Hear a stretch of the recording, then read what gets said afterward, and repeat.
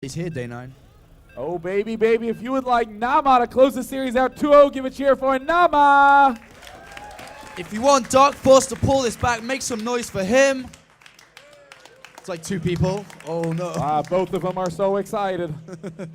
And it does look like we're going into this game of Naama. Oh, my goodness. Close positions. It's just been the tragedy of Zerg on this map.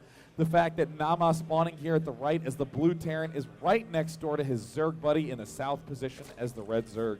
And it depends when Naama decides to scout and which way he does. If he does scout after the supply depot and goes south, this could be pretty bad for DarKFoRcE. Obviously, it's pretty bad if that happens, but the later it goes on, the harder it gets for him also, as it's so hard to get a third base when you spawn in these positions as a Zerg. Yeah, and it looks like Naama is just continuing to make SCV is going to be re-rallying, trying to pair up these workers on those mineral patches so they mine a little bit faster. There's the one supply depot going down at the front. Again, a little bit unusual to be doing wall-offs in the other matchups, but against Zerg, you really do want that wall-off to deal with a lot of those Oh, huge mistake. Did you see that? No, what happened? He actually loaded all his SCVs into the command center by mistake and then pulled them out after. Oops. Really? Well, it happens. For any of you who didn't know, you can actually hit this load button and it pulls SCVs into the command center. And what is it with people going gas first on this map? I haven't seen this kind of build in a long time. This is kind of the build people used to do when like 4 or 5 racks Reaper were popular. They used to go for the refinery first so they could get the gas. But I think what we might be seeing here, because obviously Reapers aren't as effective anymore, is that we're going to see a fast factory. People do like to get the refinery out so that you have enough gas basically as soon as the barracks finishes. Yeah. Very strong play. Naama also scouting forward, seeing that there's this hatchery that's going to go down, but again, after going gas, then barracks, he will not be able to do any sort of bunker pressure in time. DarKFoRcE is definitely not happy about the fact that he is next to his Terran opponent. Well, actually, I'm just thinking about the possible, the possibilities Naama has. I actually think he's going to go for Hellions with Blue Flame, just off the position of the racks. Because if we look at the racks, it's actually positioned perfectly where a tech lab can fit in there. And I don't think he'll be going for Reapers. So if he does go for this fast factory, he'll switch it off straight with the barracks there. And he's obviously not going to put a starport in the wall. Yeah, it does look like gas now going down for DarKFoRcE expansion, about 2/3 from being done. Gas being mined by Naama. He is at 19 of 19 food and still has not yet gotten an orbital command. Again, very funky economic reordering, but just wanted that fast factory so desperately. Yeah, because he went for the fast factory, he didn't quite have enough minerals, but he is getting it now. This drone is going to go down, I think. Oh, no, it actually gets away. Drone does get away, but sees what's going on. And the reactor actually has gone down, not a tech lab. So, but the time is a little bit off on that, unless he goes for a marine style. Because usually you have to get the reactor straight away so you can switch it up by the time the factory finishes. Does look like he's going to be going for, again, either the fast marine off that barracks, but more likely that double Hellion build. Very effective on this map as there's such a big wide open space here. The double Hellion is extremely effective.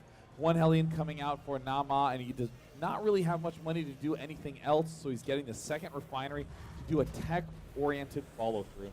And are we going to see, he's not building any marines actually, he's going for a starport in the back. This is quite interesting.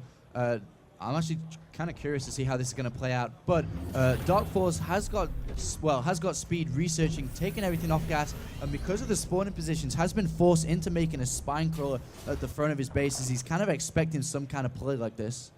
And it looks like we do see that with that trade going on. Uh-oh, there, accidentally mislands it, and now is making Hellions outside the front, but these Zerglings are going to be quite a bit annoying and try to pick off this reactor.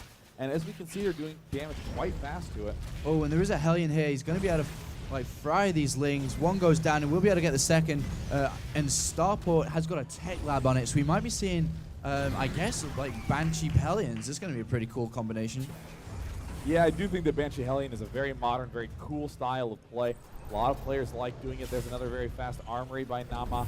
Looks like he really wants to end up getting that tech lab out so he can do some fancy Thor action, but without any further ado, there are 3 of these Hellions out on the map, getting ready to do a little bit of pushing on DarKFoRcE, who's doing quite the same thing we saw in the earlier games, getting the fast link speed, followed by a Roach Warren. A lot of lings in production now. He must be feeling threatened. 12 lings are out. He needs to get these out. Oh my god, he gets a nice surround on this Hellion. Wow. He's going to try to get it. Will he be able to get the second one? Spine crawler not ready to do any action, and the Lynx will chase that down. But this is definitely going to be a strong one-base push by Naama. Going to get this Thor out with Banshee and Marines. It's going to be pretty hard for him to defend it. And it looks like Naama might barely escape with that Hellion, but no, it will get taken out eventually. We'll go ahead and watch it in its final hour. It looks like Naama also favoring getting a Thor and some Marines. The Banshee is now out.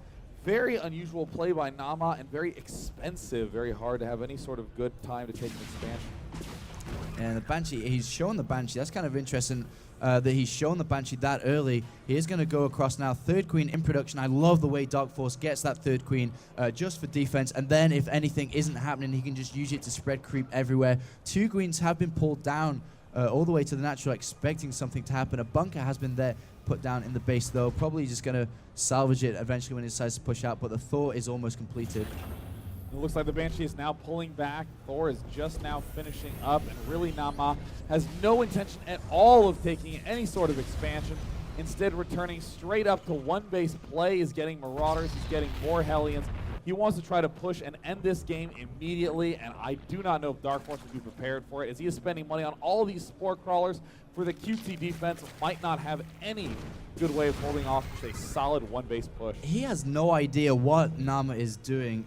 I mean, what a lot of good Zerg players like to do is keep an Overlord outside the base of a Terran player and then pull it in to actually see what's happening. Unfortunately, he hasn't got one there, and this is it. All the SCVs are being pulled off for Naama. He really wants to end this game now. Naama going for the all-in style play. He has the Banshees, he has the extra Hellions. He's rallying everything to this front base, just trying to get the very easy win. There's some Zerglings leading up. Oh no, they get surrounded, they encounter. He now knows what is coming.